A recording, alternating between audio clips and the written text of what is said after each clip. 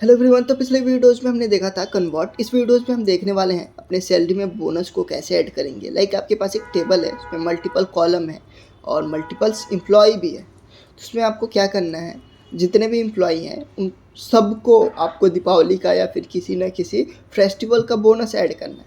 तो वो हम कैसे ऐड करेंगे, तो यहाँ पे एक मेरे पास टेबल है एम्प्लॉय इन्फॉर्मेशंस के नाम से। अब मुझे इसमें क्या करना है, बोनस ऐड करना है। कितना, उससे पहले हम जानेंगे कि दो कॉलम को हम सम कैसे करते हैं। तो दो कॉलम को सम करने के लिए भी हम सम का ही यूज करते हैं, जैसे हम सिंगल कॉलम को सम करने के लिए सम का यूज करते हैं। तो यहाँ पे यही है कि हम सम का जो फंक्शंस यानी ब्रैकेट है ना, उसके अंदर दोनों कॉलम को प्लस करके लिख देते। तो यहाँ पे मैंने दोनों कॉलम का नाम लिख दिया। अभी मेरे पास एक ही कॉलम है सैलरी वाला और दूसरा कॉलम है एम्प्लॉय आईडी वाला।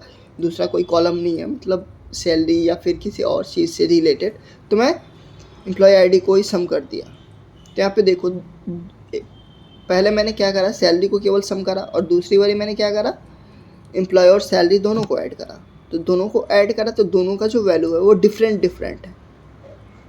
अब मुझे क्या करना है, मुझे अपने सैलरी में ना बोनस ऐड करना है। तो आपको पता है कि एज का यूज हम कब करते हैं, पिछले वीडियोस में हमने बता रखा है कि एज का यूज हम कब करते हैं। एज का यूज हम एक नए कॉलम को क्रिएट करने के लिए करते हैं। तो यहाँ पे मैंने एक नया कॉलम क्रिएट कर लिया बोनस के नाम से। आप सोच रहे हो इसमें कितने रुपए हमें बोनस देना है अपने एम्प्लॉय को, ये तो आपने लिखा ही नहीं। तो यहाँ पे हम लिख लेंगे 500 बोनस देना है दीपावली का या फिर किसी भी चीज़ का। अब इसको जैसे हम रन करेंगे हमारे बोनस में 500 प्रिंट होके आ जाएगा। ठीक है, तो यहाँ पे देखो 500 प्रिंट होके आ गया, लेकिन यहाँ पे जो टोटल सम हो रहा है ना वो नहीं है, क्योंकि हमारी सैलरी में टोटल सम करना है ना 500। तो हमें सैलरी में सम करना है, तो यहाँ पे हम लिखेंगे बोनस सैलरी प्लस 500 करना है। और जैसे ही मैं इसको रन करूँगा, लेकिन यहाँ पे कॉमा देंगे, कॉमा अगर नहीं देंगे तो ये एरर शो करेगा।